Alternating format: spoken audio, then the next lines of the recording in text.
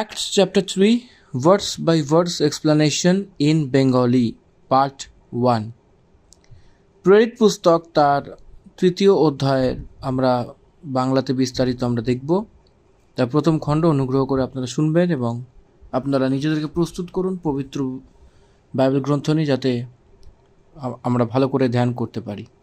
আসুন আমরা শুরু করি প্রেরিত পুস্তক তার তৃতীয় অধ্যায়। এই অধ্যায়টিতে 26টি পদ লেখা হয়েছে।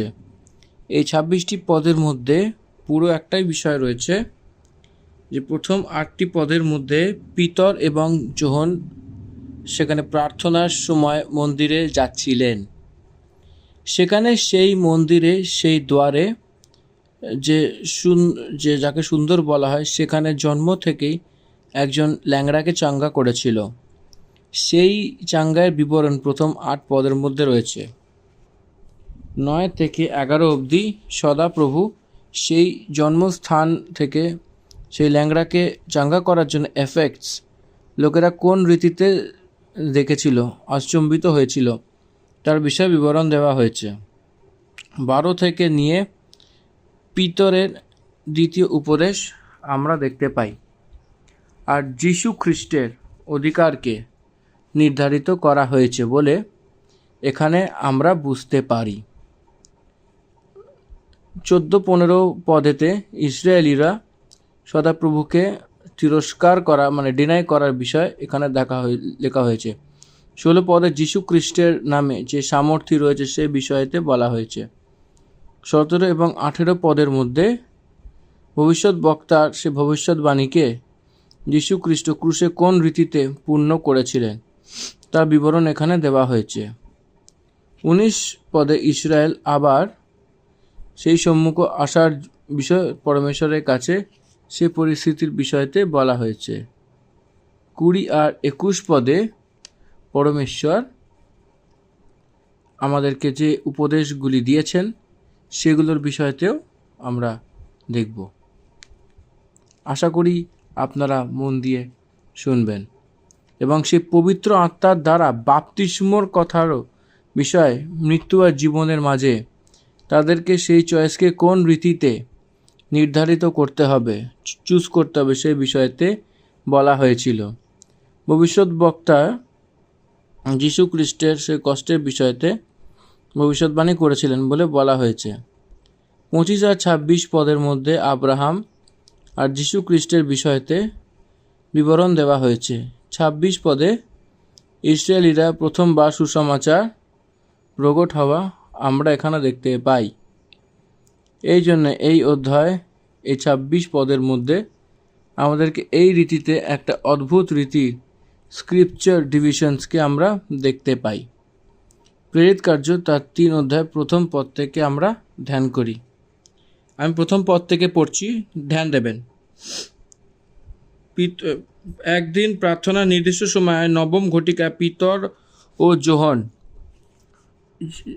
ধর্মধামে যাইতেছিলেন। তারা 3 বার প্রার্থনা করত, সকালে 9টা, দুপুরে 3টের সময় আর সন্ধ্যা 6টায়। এই বিষয়ে মন্দিরে প্রার্থনা করার সময়ের কথা বলা হয়েছে।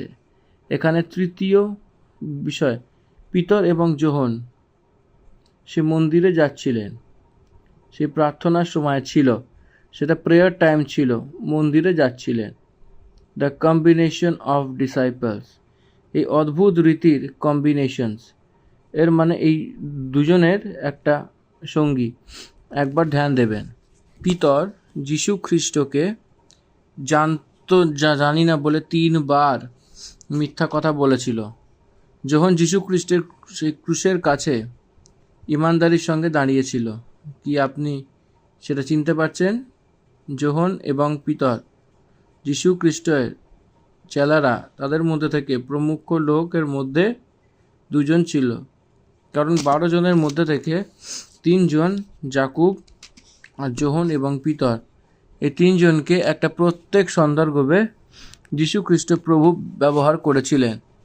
এক সন্দর্ভ এটাই যে তারা 3 জনেরা রূপান্তর পর্বতের কাছে, অর্থাৎ যীশু খ্রিস্ট যখন তার নিজের রূপকে বদলে নিয়েছিলেন সেই সন্দর্ভে সেই পর্বতে 3 জন ছিল। আর এই তিনজনেরা যীশুখ্রিস্ট সেই গেতসেমানি ভাটিকাতে সে বাগানে এই তিনজনকে নিয়ে যাওয়ার মতো আমাদেরকে বাক্য শেখায়। এর জন্য এই তিনজনেই অনেকই prayer and important, special and important. এই তিনজনের সঙ্গে থাকা সে যাকুব আমাদেরকে প্রেরিতের কার্য 12 অধ্যায়তে ফার্স্ট মার্টিয়ারের রূপে আমরা দেখতে পাই। প্রেরিত যীশুখ্রিস্টকে একটা প্রত্যক্ষ সাক্ষ্য দিয়েছিল, সেই সেবকাইকে একটা ঠিক প্রমাণ পবিত্র আত্মা দ্বারা ভরে গেছিল। পিতর এবং যোহন ইউনাইটেডলি তাদেরকে মন্দিরেতে যাচ্ছিলেন। প্রথম শতাব্দী খ্রিশ্চানসরা মন্দিরে গিয়ে আরাধনা করত, সদাপ্রভুকে স্তুতি করিয়ে প্রার্থনা করতে থাকতো, দোহাই দিতে থাকতো। আর লোকেরা এক জন্মের সেই ল্যাংড়াকে আনছিল, যাকে সে প্রতিদিন সেই দুয়ারেতে যে সুন্দর বলা হতো বসে থাকতো, যে সে মন্দিরেতে যারা যেত তাদের থেকে ভিক্ষা চাইতে পারে। আর সেই সময় পিটার আর যোহন সেই দুপুরের বেলায় প্রার্থনার সময় মন্দিরে যেত।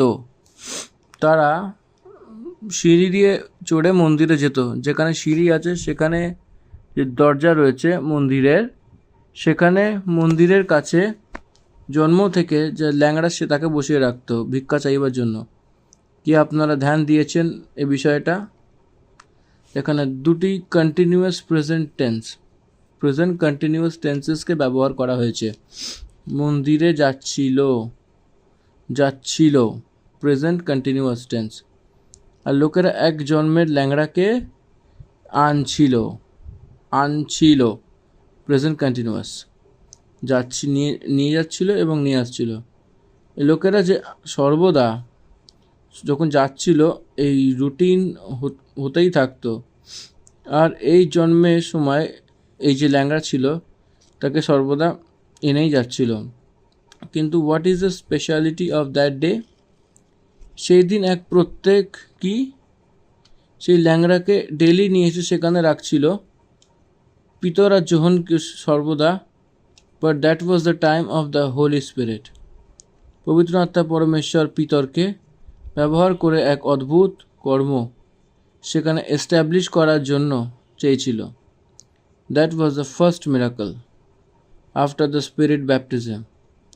আত্মার বাপ্তিস্ম হওয়ার পরে, পবিত্র আত্মা সদাপ্রভু অনুগ্রহ করার পরেই প্রথম অদ্ভুত এটাই।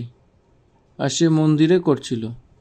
দেখুন, পবিত্র আত্মা সদাপ্রভু একজন চুনানো ব্যক্তি, জন্ম থেকে ল্যাংড়া ছিল, মানে তখন সে সব প্রান্ত ফ্যামিলিয়ার পার্সোনালিটি ছিল সেই ব্যক্তিতে। এর মানে সবাইকে সে সেটা জানতো, অর্থাৎ জন্ম থেকেই ল্যাংড়া ছিল। কারণ হরেক পুরুষ মন্দিরেতে আসতো, জিহুদি লোকেরা। এই ব্যক্তি সেই মন্দিরেতে সর্বদা থাকতো। এই জন্য হরেক পুরুষকে লামসাম সে পরিচয় রয়েছে। তারপরে সেই চোনার সময়তে আর সেই চোনার স্থানকে দুপুরবেলা 3টের সময়তে অনেক লোকেরা আসতো প্রার্থনা করার জন্য। আর যে একদম চয়েস করার স্থান সেটা মন্দির। সময়, স্থান, ব্যক্তি, এই তিনটিকে পবিত্র আত্মা সদাপ্রভু সে তার নিজের হিসাবে নিয়ে অদ্ভুত কার্য করছিল।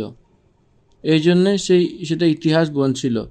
কিছু লোকেরা হার দিন আর লোকেরা এক জন্মের সময় সেই ল্যাংড়াকে আনছিল, যাকে সে প্রতিদিন মন্দিরের সেই দুয়ারেতে যে সুন্দর বলা হতো সেখানে বসে থাকতো, যে সে মন্দিরে যে যাচ্ছে তাদের থেকে ভিক্ষা চাইতে পারে।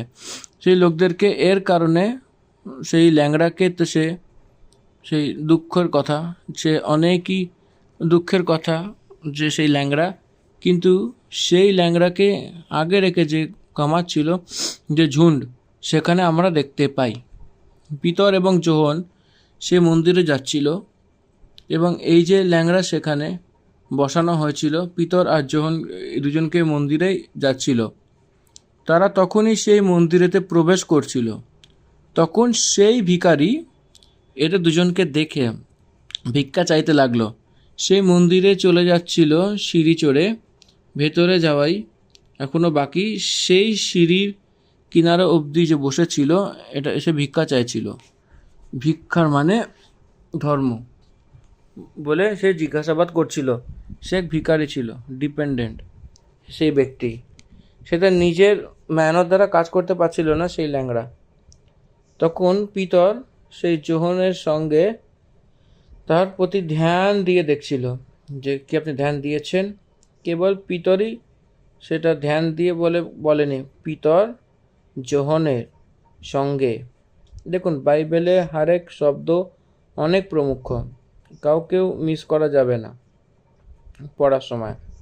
পিতর ধ্যানপূর্বক দেখেছিল বলে তো ঠিক আছে, কিন্তু কেবল পিতর শুধু নয়, পিতরও দেখেছে এবং যোহনও দেখেছিল।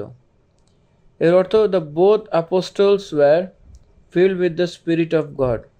সদাপ্রভুর আত্মার কারণেই তারা ভরে গেছিল একটা অদ্ভুত কার্য করার জন্যে। দুজনকেই সদাপ্রভু সেখানে প্রিপেয়ার করছিলেন। পিতর যোহনের সঙ্গে তার প্রতি ধ্যান দিয়ে বলল, আমাদের দিকে দেখো, আমাদের দিকে দেখো বলে বলেছে। আমাদের দিকে দেখো মানে আমার দিকে তাকিয়ে নয়, আমাদের দিকে তাকিয়ে দেখো। এর মানে দুজনকে যীশু খ্রিস্টের নামে সেই ব্যক্তিকে ঠিক করার জন্য একটা চিন্তা ভাবনা দুজনেরই এসেছিল। এই জন্যই তারা বলল যে আমাদের দিকে তাকাও, তথা তাদেরকে কিছু কথা বলে আশা রেখে তাদের প্রতি দেখতে লাগলো। আমাদের দিকে দেখো বলে বলতেই সঙ্গে সঙ্গে সেই ল্যাংড়া তাকে একটাই জিনিস জানতো যে তারা দিতে চলেছে সেটা সে দেখছিল, কারণ সে ভিখারি ছিল। ফর দ্যাট রিজন তার কাজই হলো যে সে দেখতে লাগলো। কিন্তু তারা কেন আমাদের দিকে দেখো বলে বলছিল? সে যেটা চাইছিল সেটা দেওয়ার জন্য সেটা বলেনি আমাদের দিকে দেখো বলে। যে সে চিন্তাভাবনা করতে পারেনি, সেই চিন্তাভাবনা থেকেও অনেক অন্যতম তারা বলেছিল যে আমাদের দিকে দেখো। নিজের দুঃখ দ্বারা তাকে সরানোর জন্য সেখানে সেই ভিখারিকে আমাদের দিকে দেখো বলে বলেছে। 6 পদ। তখন পিতর বললেন, রূপো আর সোনা তো আমার কাছে নেই, আমি চলিত পড়ছি, কিন্তু যেটা আমার কাছে আছে সেটা আমি তোমাকে দিচ্ছি। এই কথাটা হয়তো ভিখারিটা সে বুঝতে পারেনি যে রূপো আর সোনা নেই বলে বলছে, তার অর্থ কি? সে খাবার দেবে কি দিতে চলেছে সে বলে আশ্চর্যচকিত দ্বারা তাদের দিকে দেখছিল। তখন পিতর বলল, কিন্তু যেটা আমার কাছে আছে সেটা তোমাকে দিচ্ছি। কেবল চাঁদি আর সোনা, মানে চাঁদি আর সোনাই শুধু নয়, আমার কাছে আর কিছু আছে। নাসরতীয় যিশুর নামে, সেই নামে সামর্থ্য রয়েছে, নাসরতীয় যীশু খ্রিস্টের নামে। এবং সে তার দক্ষিণ হস্ত ধরে তাকে তুললেন এবং সঙ্গে সঙ্গে তার বল এসে গেল। কি আপনি ধ্যান দিচ্ছেন? সেই পিতর সেই ল্যাংড়াকে যীশু খ্রিস্ট নামে সে চলতে ফিরতে বলেছিল, চলাফেরা করতে বলেছিল। কোন নাম দ্বারা? যীশু খ্রিস্টের নামে। এর মানে অধিকারকে সে বলছিল, অধিকারকে সে দর্শাচ্ছে, যে অধিকার যার উপর সে অধিকার বলে অসুখের প্রতি অধিকার আছে, সেই নাম যীশু খ্রিস্ট নাম। অসুখের ওপরে অধিকার আছে বলে এখানে আমরা দেখতে পাই। আর সঙ্গে সঙ্গে তার পাতে বল এসে গেল। কি আপনি ধ্যান দিচ্ছেন? সঙ্গে সঙ্গে তার পা এবং বল 8 পদে লেখা রয়েছে। সে লাফিয়ে দাঁড়িয়ে পড়ল, সে সঙ্গে সঙ্গে দাঁড়িয়ে পড়ল আর চলতে ফিরতে লাগলো এবং সদাপ্রভু স্তুতি করতে সে তার সঙ্গে মন্দিরে গেল। এই কথা একটা শব্দ আপনি যদি ধ্যান দিয়ে থাকেন কতটা আশিসময় থাকবে দেখুন। জন্ম থেকে ল্যাংড়া, তখনও সে চলতে পারেনি, কখনো সে দাঁড়াতে পারেনি, কখনো সে দৌড়ঝাঁপ করেনি, কখনো সে সদাপ্রভু স্তুতি করেনি, কখনো সে মন্দিরে তার নিজে থেকে যায়নি। এখন সে কি করছে? সে সঙ্গে সঙ্গে দাঁড়িয়ে লাফিয়ে উঠল আর চলাফেরা করতে লাগলো। হঠাৎ করে তার পা এবং সে বল এসে গেল। সেই সামর্থ্য পেতেই, যে অদ্ভুত সামর্থ্য দ্বারা সে চাঙ্গাই পেয়ে দাঁড়িয়ে গেল, চলাফেরা করতে লাগলো, লাফাঝাফা করছে এবং সদাপ্রভু স্তুতি করতে করতে মন্দিরে গেছিল। সবাই তাকে চলতে ফিরতে এবং সদাপ্রভু স্তুতি করতে দেখে তাকে চিনে নিয়েছিল। এই জায়গাতে আমি এটাই ভাবি যে সেই মন্দিরের ভেতরে এই ল্যাংড়া স্তুতি সব লোকদের আরাধনা থেকে অনেক উচ্চ স্থিতিতে হবে। তো সবার অ্যাটেনশন সেই ব্যক্তির দিকে আরও মুড়ে থাকবে। সেখানে দেখলে তো কে দেখা যাচ্ছে? সিঁড়ির কাছে প্রতিদিন যেটা রাখা হয় সেই ল্যাংড়া, তার হাত দ্বারা কেউ ভিক্ষা দিলে তো নিয়ে জীবনকে চালানো সেই ল্যাংড়া এখন মন্দিরে যায় সদাপ্রভু স্তুতি করতে করতে, অনেক উচ্চস্বরে স্তুতি করতে করতে দেখা যাচ্ছিল। এই জন্য সেই সবাই আশ্চর্যচকিত হয়ে গেছিল, প্রতিজন হয়রান হয়ে গেছিল এবং সদাপ্রভুর ধুনে হয়ে গেছিল। লোকের আশ্চর্যিত হয়ে গেছিল, অল ফেল্ড হ্যাপি, সবাই আশ্চর্য হয়ে গেছিল, সবাই খুশি খুশি থাকছিল। কিরমভাবে হয়েছিল বিষয়টা? আশ্চর্য কাজ। সে সবাই পরমেশ্বরের উপরে বিশ্বাস করতে লাগলো মন্দিরের ভেতরে যে ছিল। এই জন্য তো মন্দিরের ভেতরে এসেছিল। তো সেই মন্দিরে সদাপ্রভু অদ্ভুত কার্য করেছিল, নয়তো এটা কিভাবে চলতে পারতো বলে সে সবাই সদাপ্রভুর ধুনে হয়ে গেছিল। সবাই অবাক হয়ে গেছিল। তখন সে গিয়ে কাকে ধরেছিল? পিতর এবং যোহনকে ধরেছিল। 11 পদ দেখব, তখন সে পিতর এবং যোহনকে সে ধরেছিল। সেই সময় সেই ব্যক্তি তাদেরকে ধরার কারণে কি বোঝা যাচ্ছে, কি জানা যাচ্ছে? এই অদ্ভুত কর্মের কারণ এটা একটা অনেক গভীরভাবে এই একটা জিনিস যাচ্ছে, আর এর মধ্যেই অনেক কিছু বিষয় লুকিয়ে রয়েছে।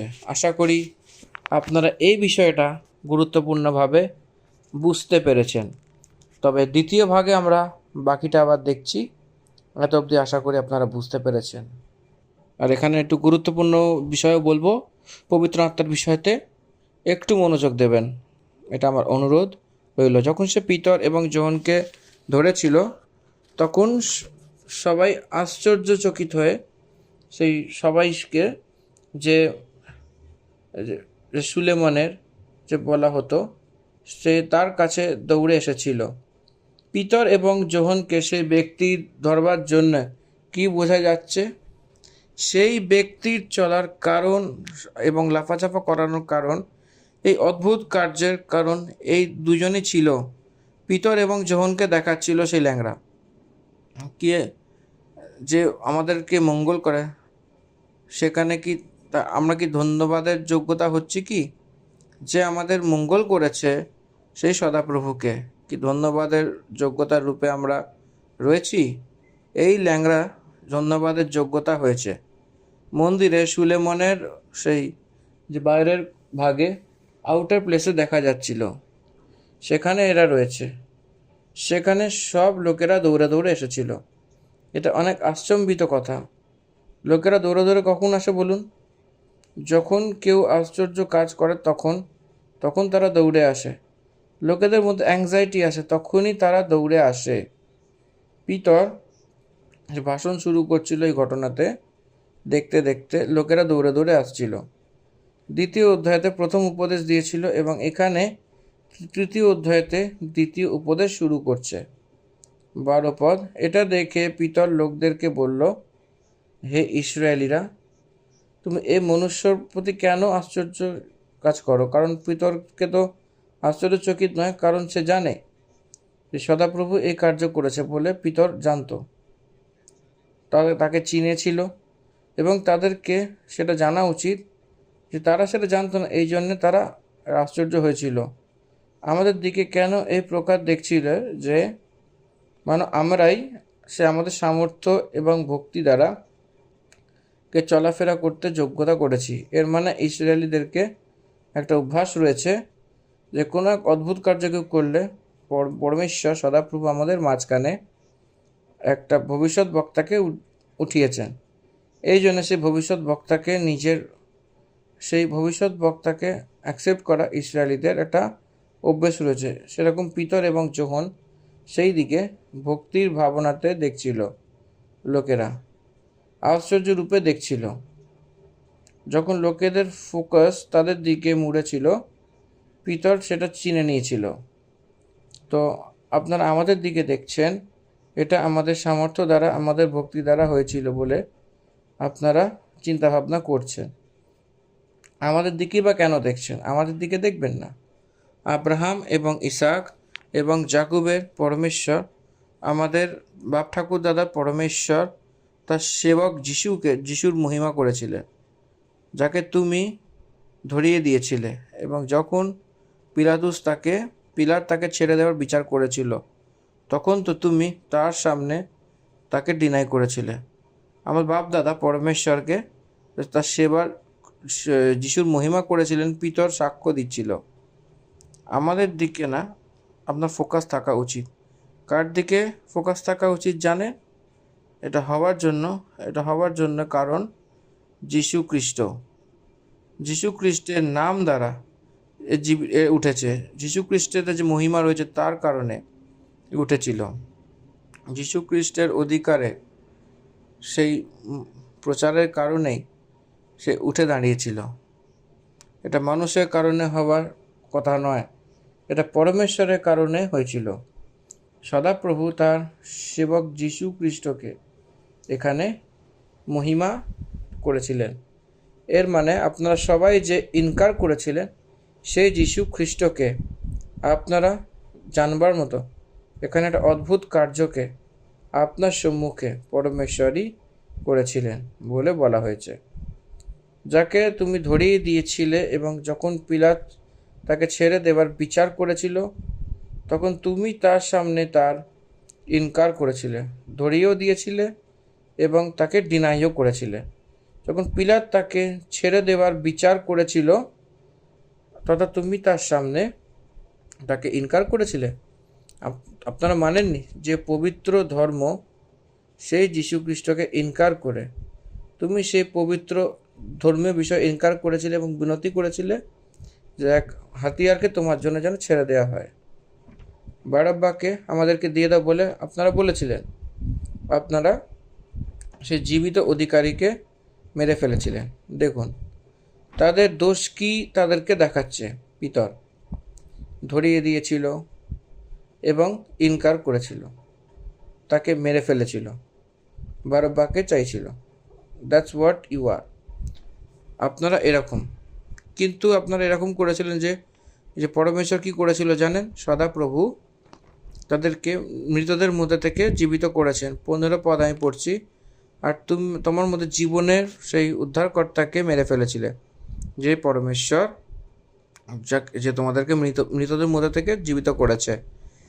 যে এই কথার সাক্ষ্য আমি সাক্ষী। এই কথার তার কথা, যিশুর কথা।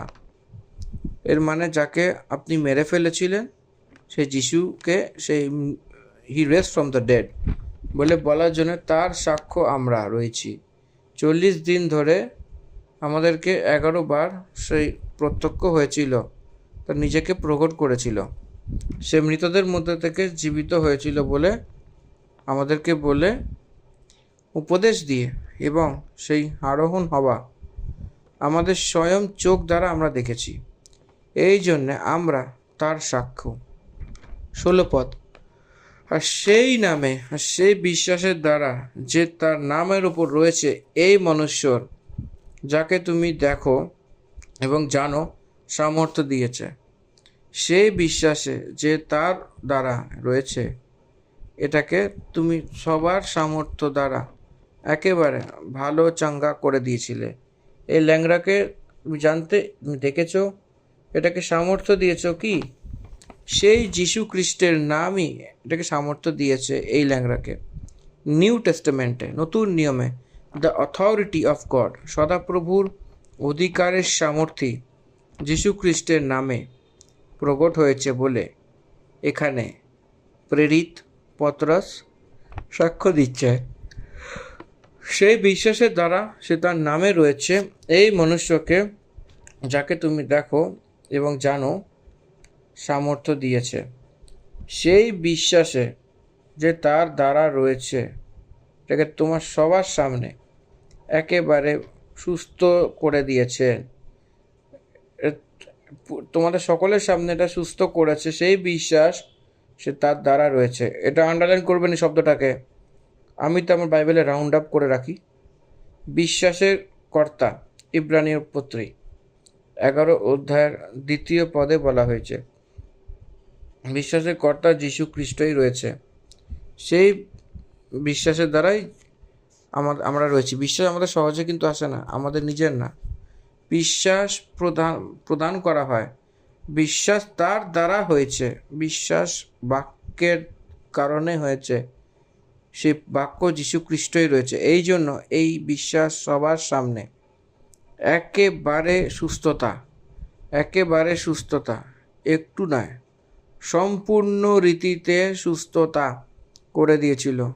17 পদ, হে ভাইয়েরা, আমি জানি যে এই কার্য তুমি অজ্ঞানতায় করেছিলে, আর সেরকমই তোমার সর্দাররাও করেছিল। যীশু খ্রিস্ট ক্রুশেতে সর্বপ্রথম শব্দ কি বলেছিলেন? হে পিতা, এদেরকে ক্ষমা করো, এরা জানে না এরা কি করছে। এরা জানে না, এই জন্য এদেরকে ক্ষমা করো বলে বলেছিল। ইয়েস, তারা জানতো না যে তারা জীবনকর্তাকে মারছে, যে ভবিষ্যৎ বক্তার মুখ দ্বারা বলা হয়েছে, সেই মহান খ্রিস্টকে তারা মেরে ফেলছিল। সেই লোকেরা জানতো না পরমেশ্বরের অদ্ভুত উদ্ধারের যোজনা এই ক্রুশেতে পুরো হচ্ছে বলে সেই জিহুদিরা জানতো না। অন্য লোকেদেরকে উদ্ধার পাওয়ার মতো তারা নিজেরা কঠিন হয়ে গেছিল, তারা নিজেরা জানতো না। আপনারা তো জানতেন না অজ্ঞানতা দ্বারা, কিন্তু তারা কি ভাবনা চিন্তা করেছিল? সে পাপ আমাদের উপরে, আমাদের বাচ্চাদের উপরে আসতে দাও বলে পিলাত, আপনি তো তাকে মৃত্যুর দণ্ড দিয়ে দিন। আপনি তো ভাবছেন যে এই পাপ আপনার উপরে আসবে, সে আমার উপরে, আমার বাচ্চাদের উপরে আসতে হবে বলে তারা বলেছিল। তাদের কোনো ভয় লাগতো না। তারা যা করতো তারা কারেক্ট বলে তারা ভাবছিল, আর করেও ছিল সেরকম কিছু, কিন্তু পাপে তারা চিনতে পারেনি অনেক কিছু। পিলাত হাত ধুয়ে নিয়েছিল সেবারে। এই জন্য সবাই যখন ইনকার করেছিল, তখন এরা সে বারাব্বাকে চেয়েছিল। তখন পিতর মন্দিরেতে তার বাইরে 3 বার সদাপ্রভুকে আমি জানি না বলে মিথ্যা কথা বলেছিল। সেই পিতর সেই স্থানে ছিল। এই সব ডিবেট যখন ডিসকাশন হচ্ছিল, আর্গুমেন্টস হওয়ার সময়, প্রভুর উপরে যাচ পড়তাল হচ্ছিল, সেই সময় পিতর প্রভুকে ফলোই করতে লাগছিল। পরে কি হবে বলে দেখতেই পেছনে হয়ে গেছিল। সে যিশু সেই 40টি খোরা খেয়েছিল, তাও পিতর দাঁড়িয়ে দেখছিল। প্রভু বাইরে আসো বলে যীশু খ্রিস্টের চোখে খুঁজেছিল। পিতর তাকে দেখে অনেকেই ক্রন্দন করছিল রিপেন্টেন্স করে। তারা যখন ইনকার করেছিল, তখন পিতর সেখানে আছে বলে মথি লিখিত সুসমাচার 26 অধ্যায় 69 থেকে নিয়ে 70 অবধি আমরা দেখতে পাই। আর সেখানে তোমার সর্দাররা করেছিল, আমরা জানি। কিন্তু যে কথাকে সদাপ্রভু সব ভবিষ্যৎ বক্তাকে মুখ থেকে আগেই বলে দিয়েছিলেন যে তার খ্রিস্টই দুঃখ ও কষ্ট ওঠাবে, সে তাকে এই রীতিতে পুরো করেছিল। কি আপনারা ধ্যান দিয়েছেন? এখানে একটা গুপ্ত কথা। আপনারা বলছিলেন যে আমরা ক্রুশে চড়িয়েছি, কিন্তু সে কার্যকে পরমেশ্বর পুরো করেছিলেন। পরমেশ্বর নির্ধারিত করেছিলেন এই ক্রুশের কার্য, আপনারা শুধু সেখানে সহভাগী হয়েছিলেন। এই জন্যে পরমেশ্বর কিভাবে পুরো করেছিল সেটাকে সর্বপ্রথম ভবিষ্যৎ বক্তার দ্বারা বলেছিলেন।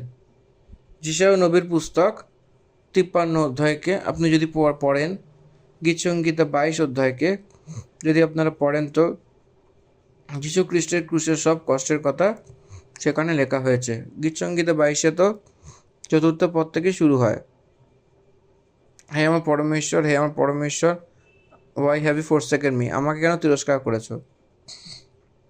তার জীব সেই জাবরাকে যখন চিপকে গেছিল বলা হয়, ভজনকার বলেছে। ক্রুশে সে কষ্ট উঠিয়েছে বলে ভবিষ্যৎ বক্তারা আগে থেকেই বলেছিলেন। সে আগেই বলেছিলেন। জাকারিয়া গ্রন্থতে সে মেঘের সদনে আসছে বলে তার জেরুজালেমে প্রবেশের বিষয়তে লেখা হয়েছে। এই প্রকারের রূপে সব ভবিষ্যৎ বক্তারা মসিহ থেকে নিয়ে ভবিষ্যৎবাণী করেছিলেন। মসিহ আমাদেরকে ব্যবস্থা বিবরণের পুস্তকে 17, 18, 16, 17, 18 সেই পদেতে 18 অধ্যায়েতে সে ভাই লোকদের এবং আরেক ভবিষ্যৎ বক্তাকে ওঠাবো, তার কথা মানব, তার হরেক কথা মানা শুনবো না বলে নষ্ট হয়ে যাবে বলে মসিহ ভবিষ্যৎবাণী করেছিলেন যীশু খ্রিস্টের বিষয়তে।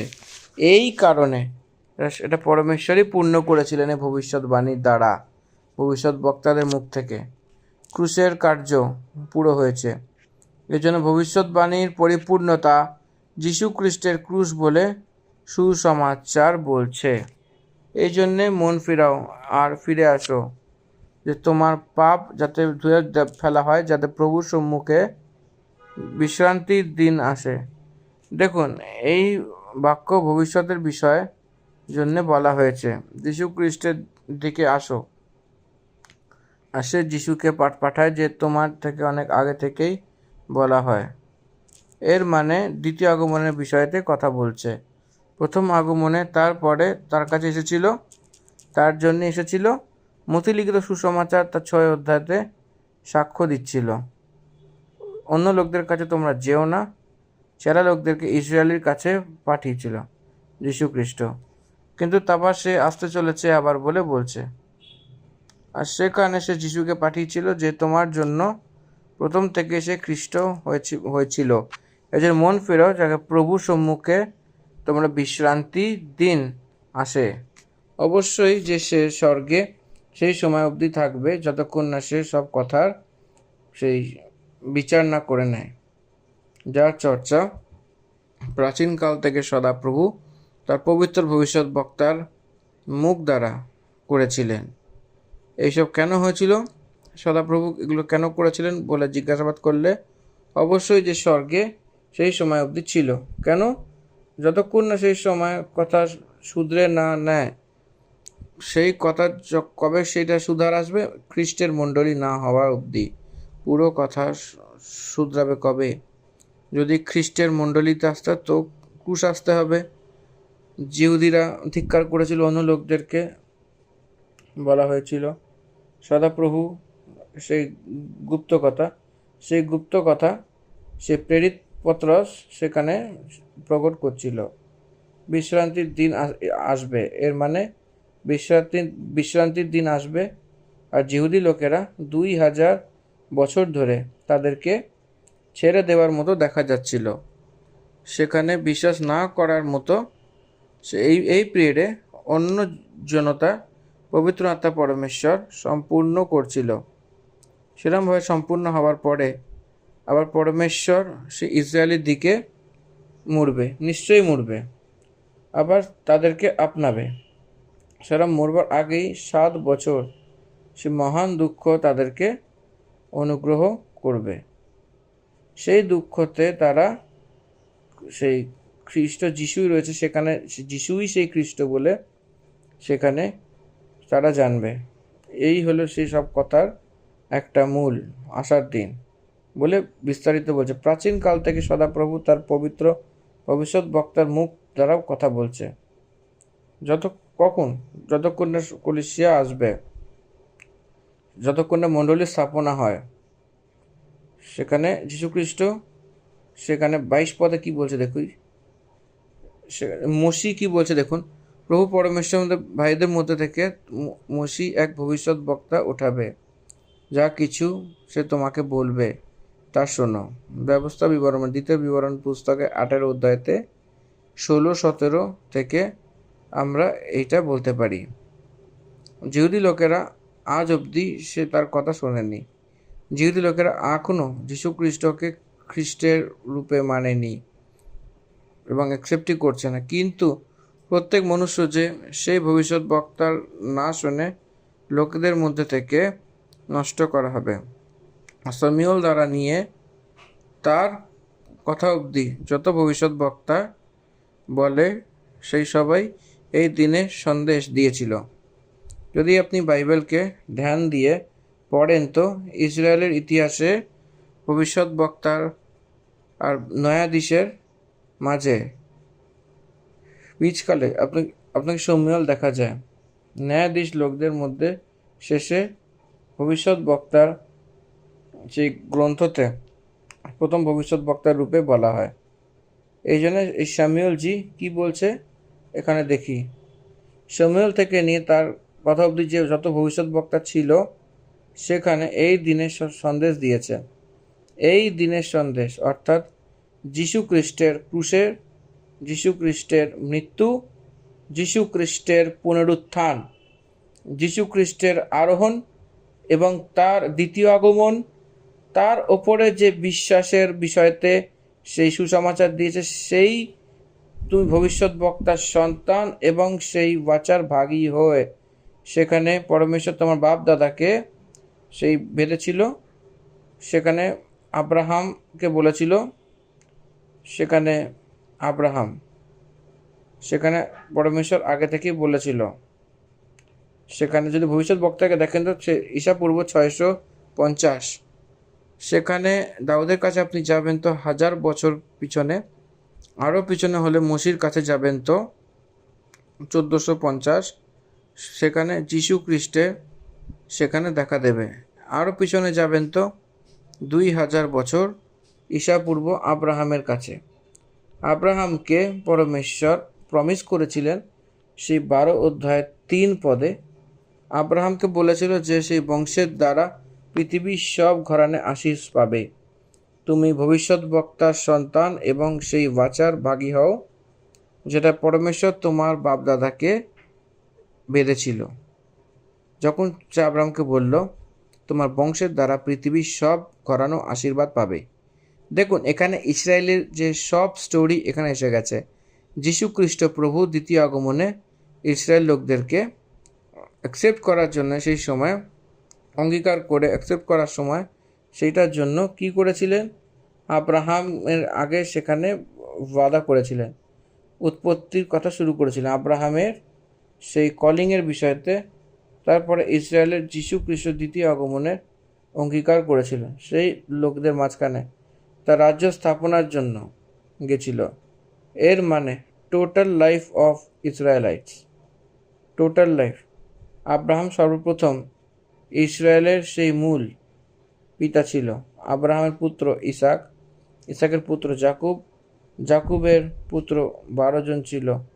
সে 12 জন যা জন্মেছিল এসব কিছু ইসরায়েলিদেরকে রাজ্যের রূপে দেওয়ার সময় একটা ঘটনা হয়েছিল। সেই ঘটনা এটাই যে তার দুষ্টতা শেষ হওয়া। আপনাদের হরেক ব্যক্তির দুষ্টতা সরে যেতে হবে। কিরমভাবে? অর্থাৎ হরেক ব্যক্তিকে মন ফেরাতে হবে, হরেক ব্যক্তি যীশু খ্রিস্টকে অঙ্গীকার অ্যাকসেপ্ট করতে হবে। সেটা মন ফেরানোর পরে তোমাকে আশীর্বাদ দেওয়ার জন্য সে পরমেশ্বরের রাজ্যেতে সহভাগী হওয়া।